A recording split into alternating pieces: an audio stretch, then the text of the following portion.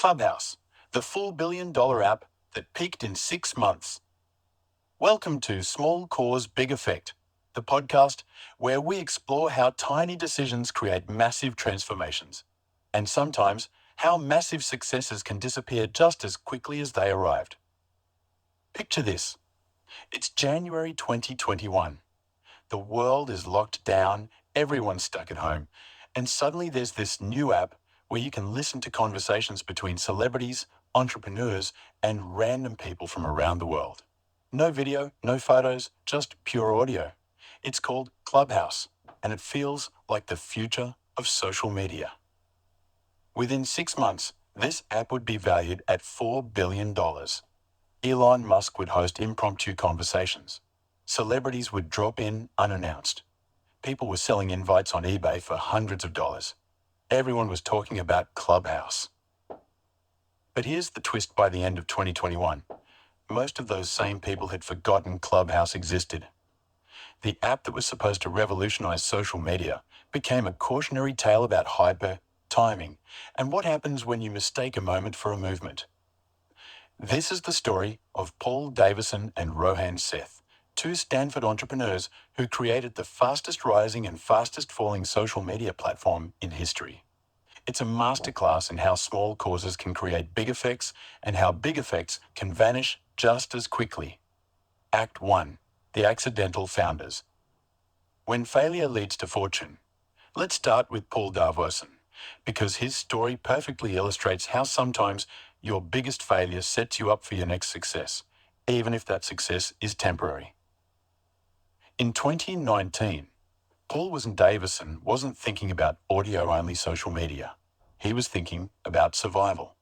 His previous startup, Highlight, had just shut down after 7 years of trying to make location-based social networking work. Highlight was supposed to tell you when interesting people were nearby, basically Tinder for networking. It raised $20 million, got massive media coverage, and then slowly died as users realized that most nearby people aren't actually that interesting. For most entrepreneurs, shutting down a company after 7 years would be devastating. But Davison had learned something crucial from Highlight's failure. People want authentic, spontaneous social interactions, but they want them to feel natural, not forced. The problem with Highlight wasn't the desire for connection, it was the execution. So in early 2019, Davison teams up with Rohan Seth, a former Google engineer who'd been working on live audio streaming technology. They start experimenting with something completely different.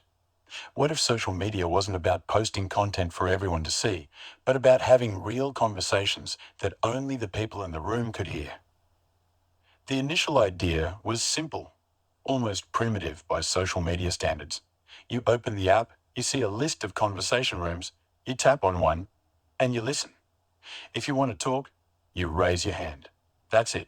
No likes, no comments, no permanent posts, no algorithm deciding what you see. Just people talking to people in real time, and when the conversation ends, it's gone forever. They called it Clubhouse, and in March 2020, they launched it to a small group of friends and investors. The timing couldn't have been more perfect, though they had no way of knowing it at the time. Because 3 weeks later, the entire world went into lockdown. Act 2. Perfect timing meets perfect storm. The pandemic's unexpected gift. March 2020 was when everything changed for everyone, but especially for Clubhouse.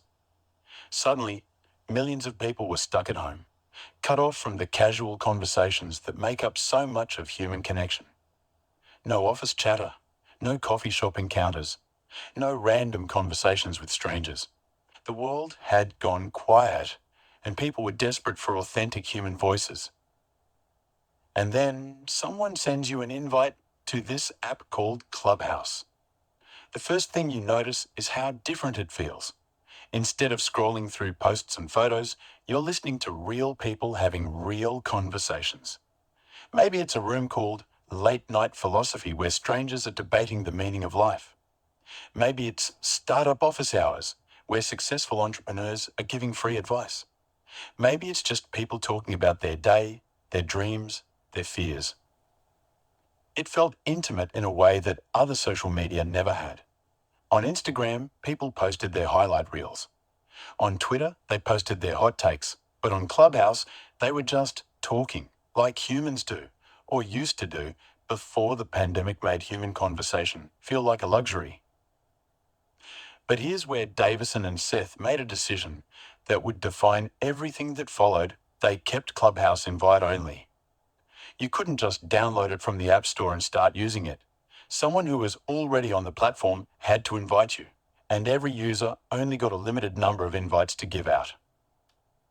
This wasn't because their servers couldn't handle more users, though that was part of it. It was a deliberate strategy to create scarcity and exclusivity. If you had to be invited to join, then being on Clubhouse meant you were special. You were part of an exclusive club. The psychology was brilliant and brutal. People always want what they can't have, and suddenly everyone wanted Clubhouse invites. People were posting on Twitter begging for invites. They were selling them on eBay for hundreds of dollars. Getting a Clubhouse invite became a status symbol. And once you were in, you didn't want to waste your own limited invites on just anyone. You invited people you thought were interesting, influential, or worth listening to. This created a natural quality filter. Early Clubhouse was full of entrepreneurs, investors, celebrities, and other people who had something interesting to say. Act 3. Celebrity Validation. When Elon Musk calls in. By the end of 2020, Clubhouse had grown from a few thousand users to over 600,000. But it was still relatively unknown outside of Silicon Valley and media circles. That changed on January 31st, 2021, when someone tweeted a screenshot that broke the internet. Elon Musk was hosting a live conversation on Clubhouse. Now, Elon Musk talks to the public all the time through Twitter, interviews, and conference calls. But this was different. This wasn't a prepared statement or a scripted interview. This was Elon Musk, the richest man in the world, just casually chatting with whoever happened to be in the room.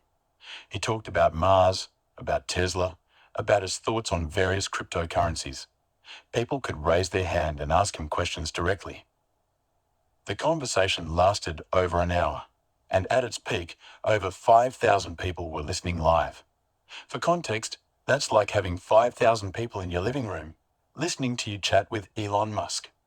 The intimacy was unprecedented. But what made this moment truly explosive wasn't just that Elon was there, it was that most people couldn't get in to listen. The app crashed under the demand. People were frantically refreshing, begging friends for invites, doing anything they could to get into that room. The scarcity that had been Clubhouse's growth strategy suddenly became its defining characteristic. If you weren't on Clubhouse when Elon was talking, you were missing out on history being made. And everyone could see exactly how many thousands of people were in that room, listening to something you couldn't access. Within days, Clubhouse downloads exploded. Celebrities started hosting regular shows. Oprah showed up. Mark Cuban was giving business advice. Kevin Hart was doing comedy sets. It wasn't just social media anymore. It was live entertainment, education, and networking all rolled into one. You know what's fascinating about this moment? It shows how quickly perception can become reality in our connected world. One screenshot, one celebrity appearance, and suddenly everyone had to be a part of this thing they'd never heard of before. That's the power of small causes creating massive effects. If you're enjoying this deep dive into how moments become movements, make sure you're subscribed to Small Cause Big Effect so you never miss these stories of rapid transformation. Hit that subscribe button now, because what happens next in the Clubhouse story will completely change how you think about sustainable growth. Act 4. The Valuation Madness, from 0 to 4 billion. Here's where the story gets truly wild. In January 2021, when Elon Musk was chatting on Clubhouse, the app was valued at around $100 million. By April 2021, just 3 months later, Clubhouse raised $110 million in funding at a valuation of $4 billion. Let me put that in perspective. Clubhouse went from being worth $100 million to $4 billion in 3 months. That's not growth, that's a financial fever dream. For comparison, it took Facebook 5 years to reach a $4 billion valuation, and they actually had revenue. Clubhouse, at the time of their $4 billion valuation, had zero revenue. They had no advertising, no subscription model, no way to make money at all. They were essentially a really expensive walkie-talkie app that venture capitalists were betting would somehow become profitable later. The investors weren't crazy though. They were looking at the user growth numbers and seeing something unprecedented. In the first quarter of 2021, Clubhouse went from 600,000 users to over 10 million. That's 1,600% growth in 3 months. Those are the kind of numbers that make venture capitalists forget about little things like business models and revenue streams. And the user engagement was insane. People weren't just downloading Clubhouse and forgetting about it. They were spending hours every day in conversation rooms. The average user was spending over an hour per day on the app, which is Facebook-level engagement without any of the addictive design tricks that Facebook uses. Plus, Clubhouse was attracting exactly the kind of users that advertisers love: affluent, educated, influential people who had been invited by other affluent, educated, influential people. These weren't random teenagers posting memes. These were potential customers with disposable income and social influence. So when Andreessen Horowitz led that $4 billion funding round, they weren't just betting on Clubhouse as it existed. They were betting on audio as the next frontier of social media. They were betting that intimate, real-time conversation would become as important as photos and videos had been for Instagram and TikTok. For a brief moment, it looked like they were right. Clubhouse was growing faster than any social media platform in history. Major celebrities were hosting regular shows. Media companies were starting to treat Clubhouse rooms like must-cover events. The app that had started as a simple experiment in audio conversation was being hailed as the future of human connection in a digital world. But here's the thing about meteoric rises: they're usually followed by meteoric falls. Act 5. The competition awakens when giants copy your homework. Success in Silicon Valley is like blood in the water. It attracts predators. And by the spring of 2021, Clubhouse had attracted the attention of the biggest predators in the tech ocean. First came Twitter with something called Spaces. Then Facebook announced live audio rooms. LinkedIn launched LinkedIn audio events. Even Reddit jumped in with Reddit Talk. Suddenly, every major social media platform was building their own version of Clubhouse. Now, you might think this validates Clubhouse's vision. If everyone's copying you, you must be onto something big, right? But in the world of social media, being copied by giants isn't flattery. It's usually a death sentence. Because here's what Paul Davison and his team were up against. Twitter already had hundreds of millions of users who could instantly access Twitter Spaces without downloading a new app or getting an invite. Facebook had billions of users and unlimited resources to promote their audio features. LinkedIn had a built-in professional network that was perfect for business conversations. Clubhouse's biggest advantage, exclusivity, suddenly became its biggest weakness. Why would you wait for a Clubhouse invite when you could start hosting audio conversations on Twitter right now? Why would you try to build an audience on a new platform when you already had followers on established platforms? The invite-only strategy that had created Clubhouse's initial buzz was now keeping people away. And those people weren't waiting around, they were going to Twitter Spaces, Facebook, live audio, and all the other platforms that offered similar features without the artificial barriers. But the real killer was that these platforms had something Clubhouse didn't: integrated ecosystems. On Twitter Spaces, you could easily share clips from your conversation as tweets. On Facebook, you could promote your audio room to your existing network. On LinkedIn, your audio events could be part of your professional profile. Clubhouse was just Clubhouse. It didn't connect to anything else. It didn't integrate with your existing social media presence. It was an island in an ocean of interconnected platforms. Act 6. The reality check. When the world reopened. But the competition wasn't the only thing working against Clubhouse. There was something else happening. In the spring and summer of 2021, the world was starting to reopen. People were going back to offices, back to restaurants, back to coffee shops. They were having real conversations with real people in real places again. The desperate hunger for human connection that had driven Clubhouse's early growth was being satisfied by actual human contact. And this revealed something crucial about Clubhouse's user base for many people. It had been a substitute for real-world interaction, not a supplement to it. When real-world interaction became possible again, they didn't need the substitute anymore. The engagement numbers started dropping first. People who had been spending hours every day in Clubhouse rooms were suddenly spending minutes. The conversations that had felt urgent and essential during lockdown started feeling optional when you could just meet your friends for coffee. But there was another problem that became apparent as the novelty wore off. Most conversations on Clubhouse weren't actually that interesting. During the early days, when the platform was full of entrepreneurs, celebrities, and thought leaders, the quality was high. But as it scaled to millions of users, the signal-to-noise ratio plummeted. For every room with Elon Musk or Oprah, there were thousands of rooms with random people talking about random things that weren't particularly insightful or entertaining. Finding the good conversations became like finding needles in haystacks, except the haystacks were growing exponentially every day. And unlike other social media platforms, Clubhouse had no algorithm to help you find interesting content. No machine learning to understand your preferences. No recommendation system to surface quality conversations. You just had to browse through endless lists of rooms and hope you found something worth your time. This is where the lack of permanent content became a liability instead of a feature. On other platforms, great content could be discovered days, weeks, or months after it was created. But on Clubhouse, if you missed a great conversation, it was gone forever. There was no way to search for it, share it, or reference it later. This is a perfect example of how the same feature that makes you special can become the thing that holds you back. Clubhouse's ephemeral nature felt revolutionary during lockdown, but it became limiting as the world changed. That's the challenge of building something for a moment instead of for the long term.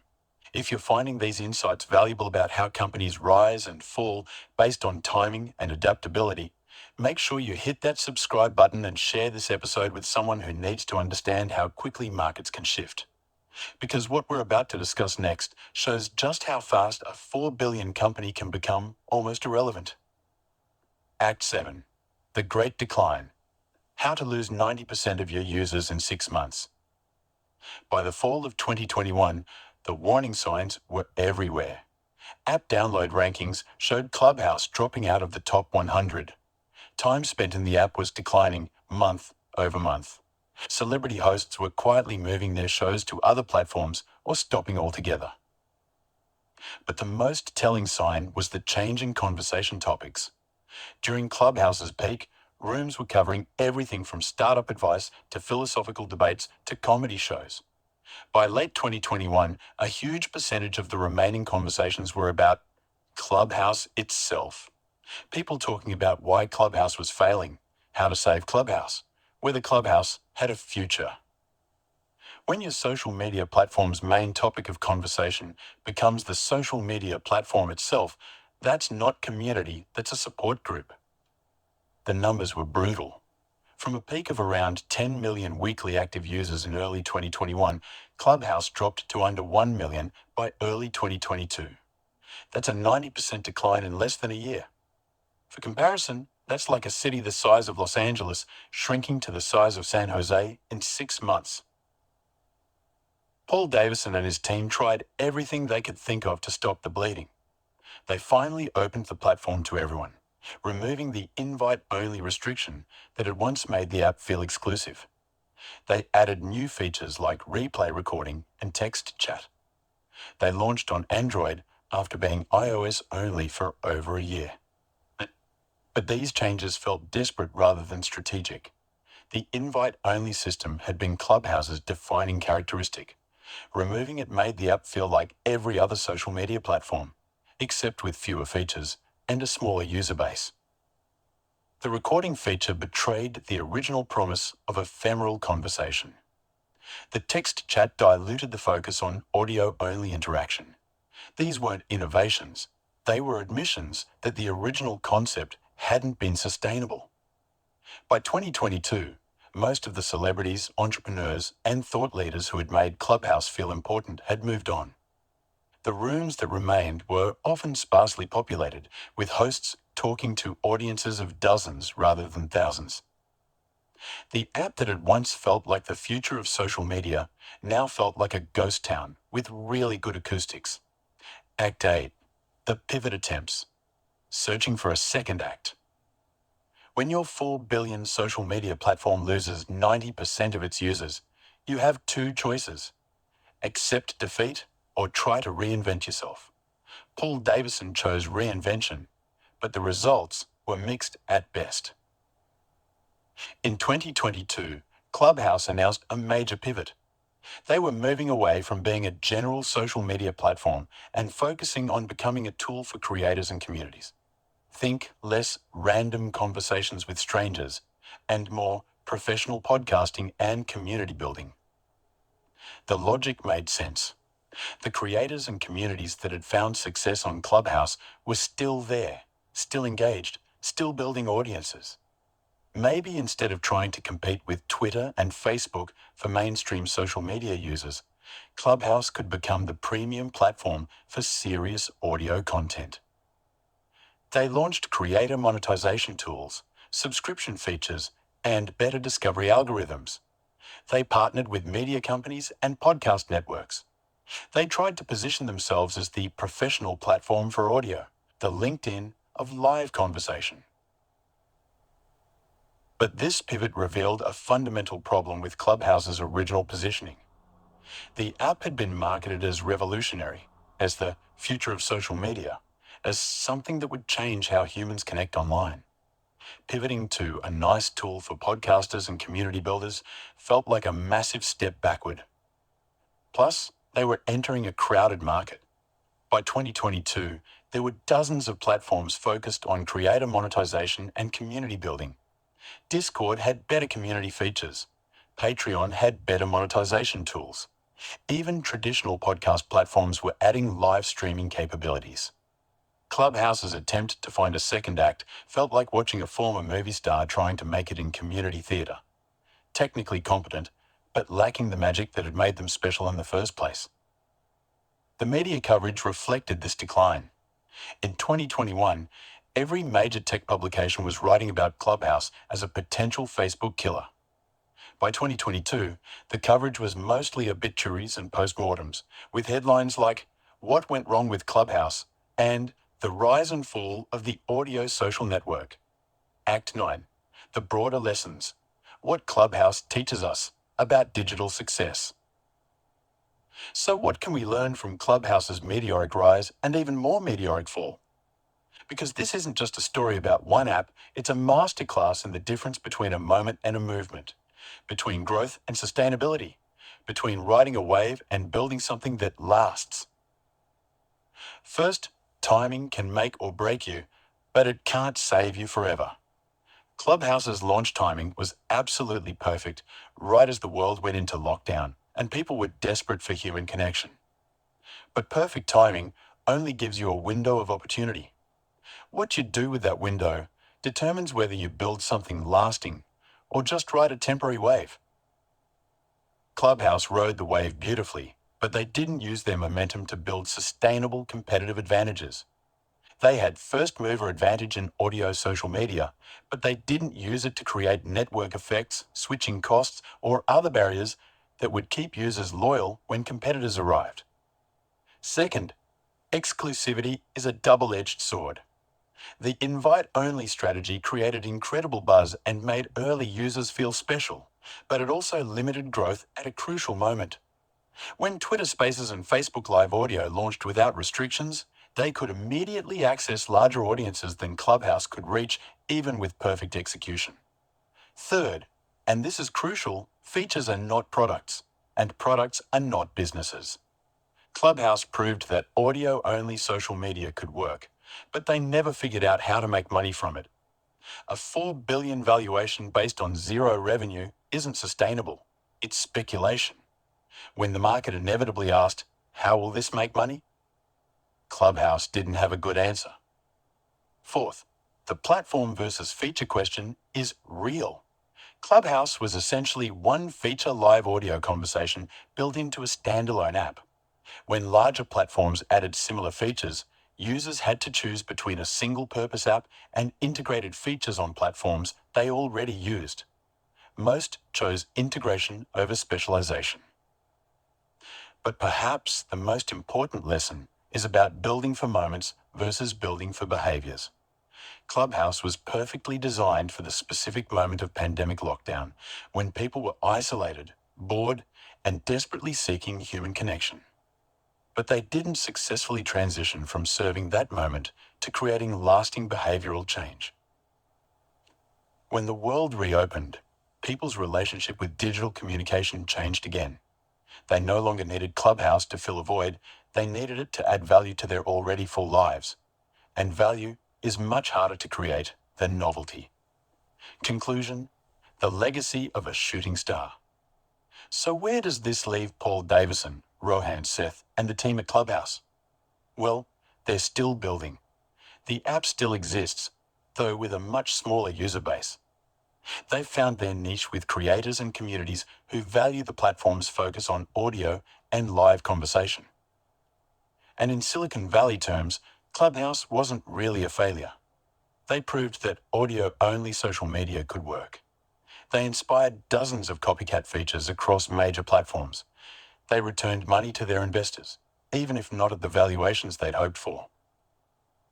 But Clubhouse will be remembered as a cautionary tale about the difference between hype and substance, between viral growth and sustainable business models, between being first and being best.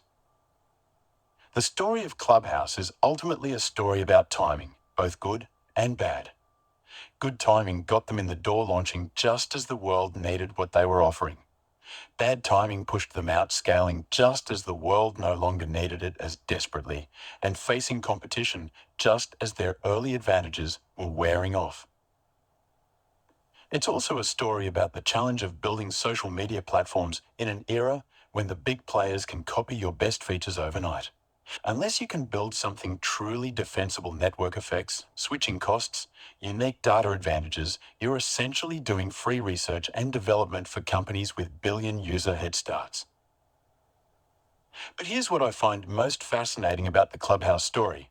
It shows how quickly the impossible can become inevitable, and then become irrelevant. In January 2021, audio-only social media seemed like a crazy idea. By March 2021, it seemed like the obvious future.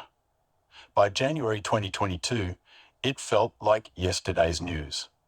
That's the speed of change in our connected world, and it's exactly why we tell these stories on Small Cause Big Effect. If you want to understand how small decisions create massive changes, and how those changes can reverse just as quickly, make sure you're subscribed to this podcast. Hit that notification bell too, because next week we're diving into another company that learned the hard way that viral growth and sustainable success are two very different things. Paul Davison's journey from failed location app to 4 billion audio platform to cautionary tale happened in less than 2 years. That's not even enough time to fully understand what worked, what didn't, and what might have been different. But maybe that's the point. In today's world, you don't always get time to figure things out. Sometimes you have to ride the wave while you're on it, knowing that the wave will eventually crash, but hoping you can build something lasting before it does. Clubhouse didn't build something lasting, but they did build something memorable. They created a moment when the impossible felt inevitable, when technology brought people together in a new way, when the future of human connection felt full of possibility. And maybe that's enough. Maybe not every startup has to become Facebook or Google. Maybe some are meant to be shooting stars, brilliant, brief, and beautiful while they last, inspiring others to reach for something even better. That's it for today's episode of Small Cause Big Effect. I'm your host, and I want you to remember this. The next time you see a startup growing impossibly fast, ask yourself whether they're building for the moment or for the long term. The answer might tell you whether you're watching the next big thing or the next cautionary tale. Until next time, keep questioning the hype. Keep looking for substance behind the buzz. And remember, in the world of technology, the only constant is change.